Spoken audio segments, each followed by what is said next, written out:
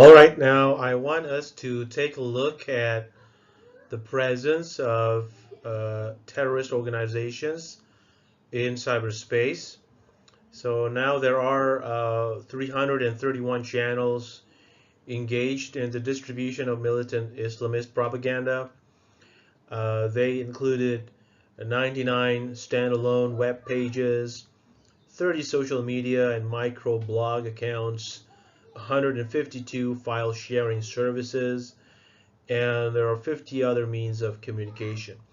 The Islamic State, Al Qaeda, and the Taliban are keeping up their presence in the cyberspace, conducting propaganda, radicalization, recruitment, and fundraising, as well as planning for possible attacks.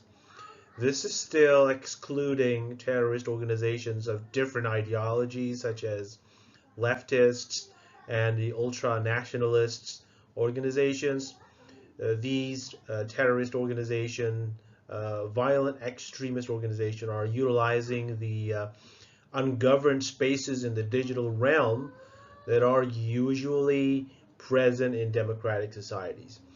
The presence of violent extremist organizations, or VEO, in the cyberspace is a grave challenge for democracies because they need to democracies need to maintain freedom of expression as well as the security of cyberspace from being exploited by terrorist organizations.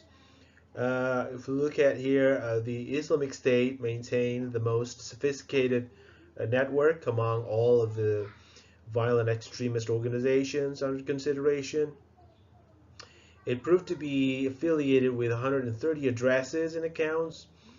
This figure is made up of 28 standalone web pages, 9 social media accounts, 74 file sharing domains, and 19 other means of communication. This was a surprisingly high outcome because there had been a huge amount of attention attached to curbing the Islamic State online presence in recent years.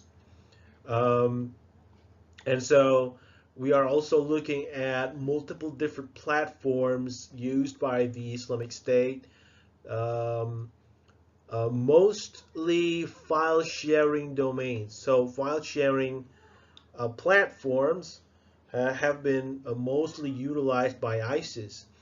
So the platforms that are used by ISIS is not web pages or social media anymore, but file sharing platform. And so states that are focusing on um, blocking access to web pages, or we generally say blocking web pages, are usually are we can say that they are uh, um, conducting a futile operation because most of the platforms that is used by terrorist organizations at the moment is file sharing platform, not web pages, not social media.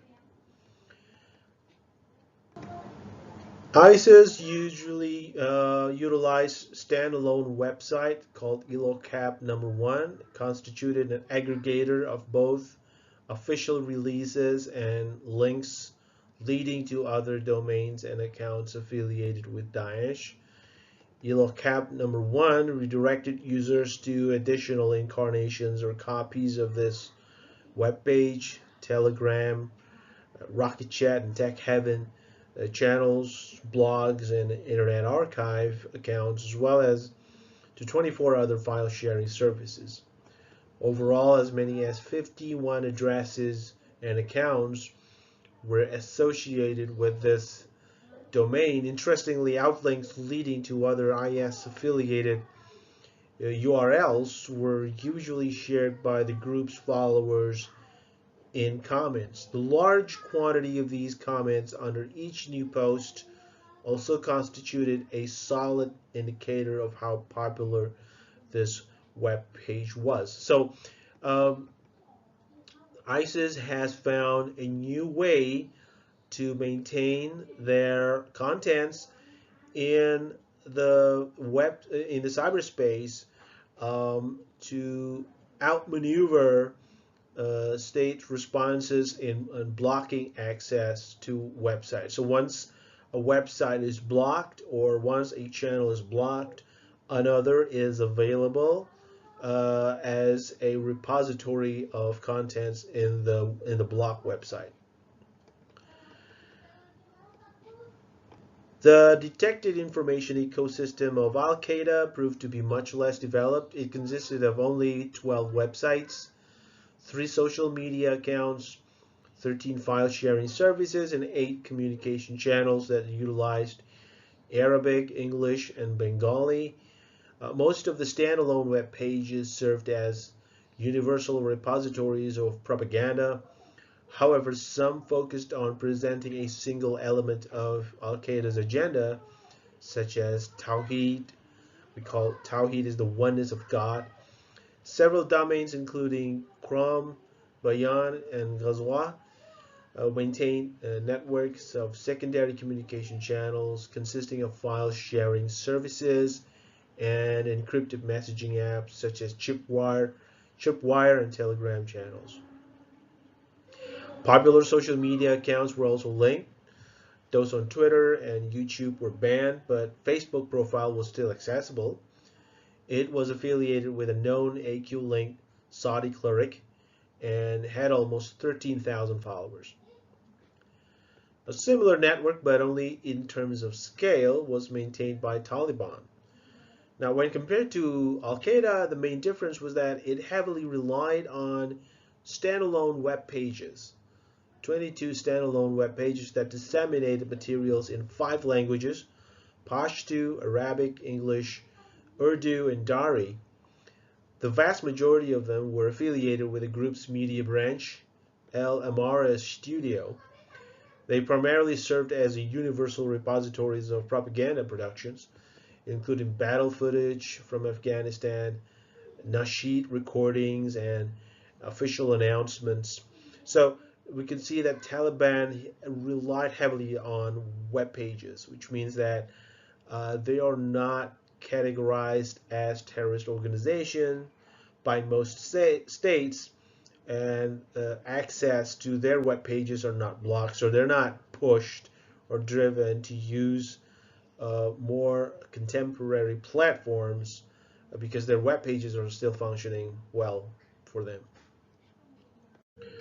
Thus, we can see that the universal presence of terrorist organization in cyberspace is still significant.